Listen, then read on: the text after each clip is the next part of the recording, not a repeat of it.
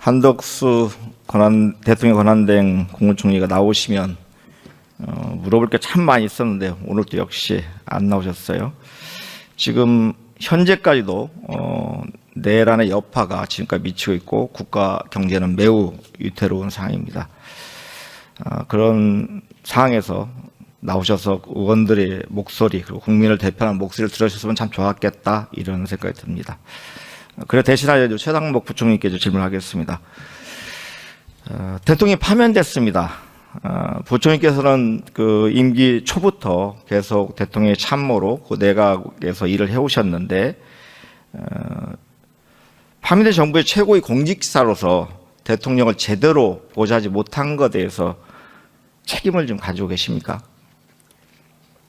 네, 지금 경제 상황이 어렵고 민생이 어려움이 지속되기 때문에 결과적으로 하여튼 제가 경제부총리로서 무거운 책임감을 느끼고 있습니다. 대통령 파면된 것에 대해서는 책임감이 1도 없습니까? 저는 계엄 이후부터 여러 번 말씀을 드렸습니다. 네. 지금 오늘 추경안 제안 설명하시면서도 각국의 기술 패권 경쟁이 격화되고 있고 경제 회복 심리가 지연되고 있고 민생 여건이 지속적으로 악화되고 있다. 그래서 추경안을 제출하셨다는 말씀하셨고요. 또 안덕호 의원께서도 아까 질의하시면서 여러 가지 경제 지표에 대해서 말씀하셨는데 다 알고 계시겠지만 몇 가지 상기를 한번 하고자 합니다. IMF가 우리 성장률 전망을 지난 1월 2.0%에서 4월에 1.0%로 1% 하락한 결과를 발표했는데 어쨌든 올해 그 비교가 가능한 11개국 중에서 올해 1.0% 이상 하락한 나라는 한국뿐인가 맞는 건 상인 거죠. 네. 그리고 이것도 굉장히 심각한데요. 2024년 자영업자 폐업 건수가 91만입니다. 2008년 글로벌 금융위기 때 정말 힘들었고 2020년 코로나 때도 정말 힘들었는데 그때보다 많은 수치라는 걸 말씀드립니다. 가계부채도 마찬가지입니다. 2024년 가계대출이 41.6조 원으로 46조 원이 늘어가지고 전년 대비 4배가 늘었습니다. 수출 실적도 당연히 어려워지고 있습니다. 그런데 이런 어려운 상황에서 지금 경제부총리를 맡고 계신데 이런 현재 상황 극복하기 위해서 우리 부총리께서 일할 수 있는 기간은 얼마나 남아있다고 생각하십니까? 일단 주어진 것은 대선이 정해져 있기 때문에요. 그 기간 동안이라고 생각합니다. 실제 40여일이 채 안 남은 기간입니다.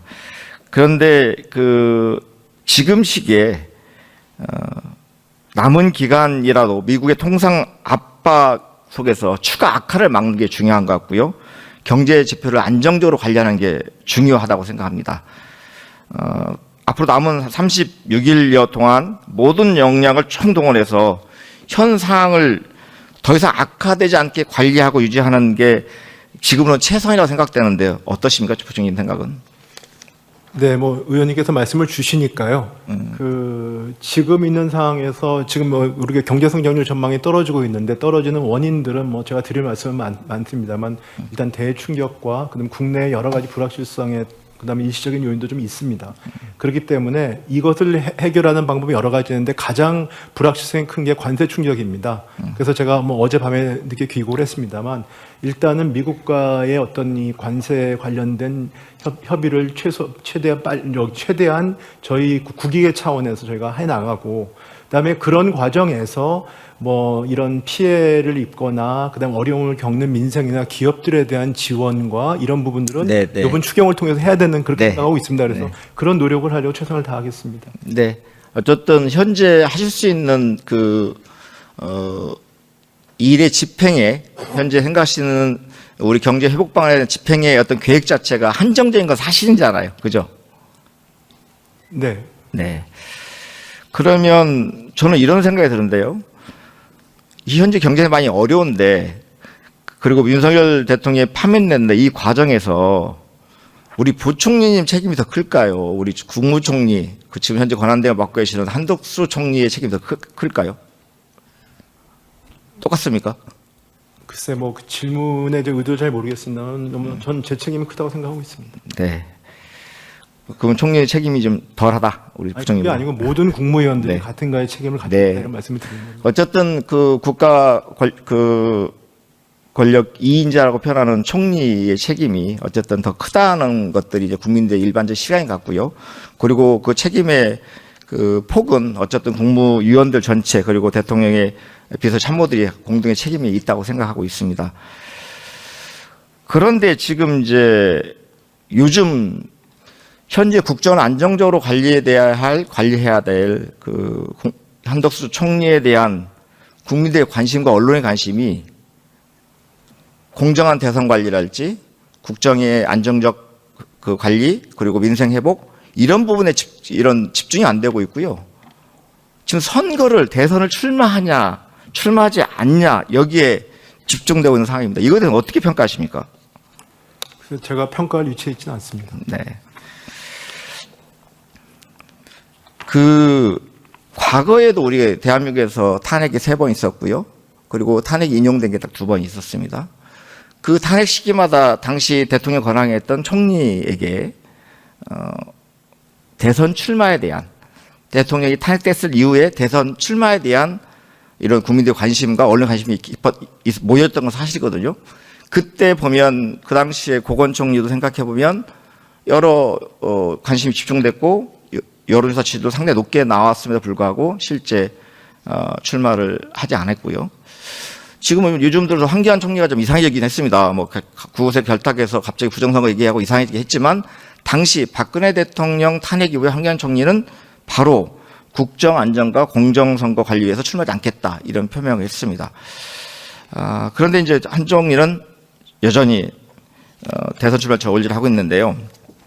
제가 이 말씀 드리고 싶은데 한덕수 총리가 탄핵이 됐을 당시에 우리 총리께서 부총리께서 뭐라고 말씀하시는지 기억하십니까?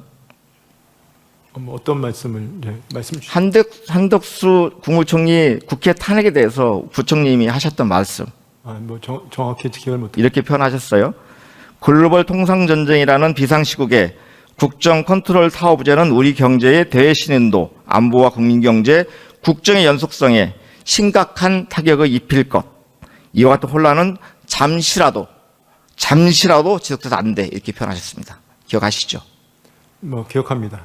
그때는 이게 맞고 지금 틀립니까? 그 당시에는 아마 탄핵 의결 직전에 저희가 호소를 국회나 국민들께 호소를 드리는 그런 워딩으로 지금은 국무총리께서 대통령 권한대행께서 지금은 대통령 선거 출마 여부를 저울질하면서 모든 관심이 대통령 출마로 집중되는 상황이 적절하다고 판단하십니까?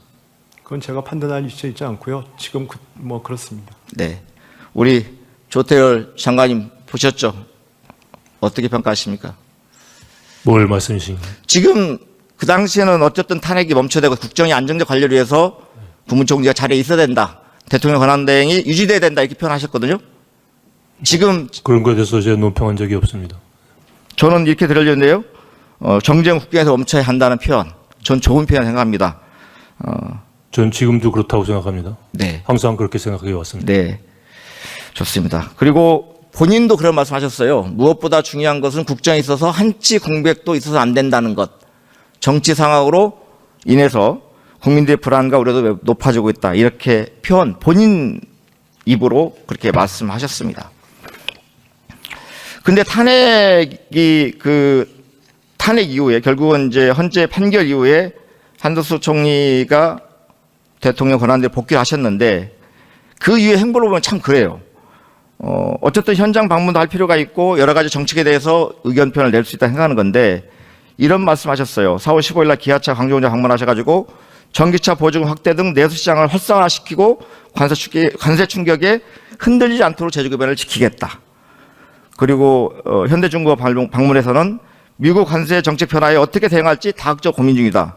근데 이런 얘기를 들으면서 어떤 느낌이냐면 임기를 마무리할 때까지 국무총리, 대통령 권한대행의 임기를 마무리할 때까지 이런 과제들을 해결하기 위해서 최선을 다하겠다는 것인지 대통령 출마를 위해서 사전선거도 하고 계신지 모르겠다는 말씀입니다.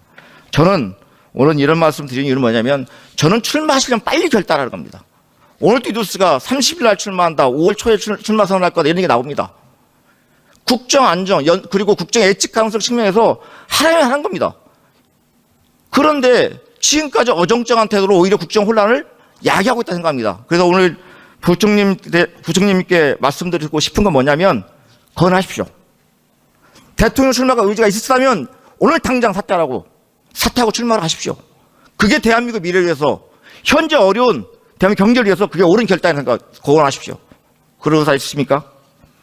뭐 의원님이 그런 말씀을 하셨다는 말씀은 전달드리겠습니다. 네. 저 관세 협상 관련해서 드릴 말씀이 많이 있는데요. 어쨌든 한덕수 권한대행에게 여전히 보고를 하실 거라고 생각합니다. 보고를 할 수밖에 없는 거잖아요. 지금 대통령 권한이기 때문에. 근데 뭐 여러 보도가 있어서 짧게 드리는데요. 만원 협상 같은 거 보면 정말 무능력합니다. 통상을 맡길 수 책임 있는 결정을 할 수 있는 지위에 있어서는 안 된다고 생각합니다. 그런 측면에서 뭐 여러 얘기가 있는데 저는 좀 우리 부총리께서 안덕수 산업장관과 함께 책임감 있게 9.19 선으로 최선을 다해서 협의해 주시기 바랍니다. 한 가지 여쭤보고 싶은데 협의하고 협상 차이가 뭡니까? 협의는 그러니까 협상이라고 하는 것은 그러니까 구체적인 어떤 내용, 그러니까 협상은 우리가 말하는 뭐 통상법에 따른 어떤 그런 절차적인 그 규율을 받는 것이고요. 그 전에 그거에 대한 논의를 하기 위한 사전 단계 정도로 생각하시면 됩니다. 네. 어떤 협상보다는 낮은 단계 수준의 토론을 하고 있다 이렇게 보면 되겠습니까? 네, 그렇습니다. 네, 그리고 이거 이 결론 자체가 차기 정부에 부담을 주는 형태로 규결되지 않기를 부탁드립니다. 네. 안덕수 장관님도 그렇게 하시겠죠? 네.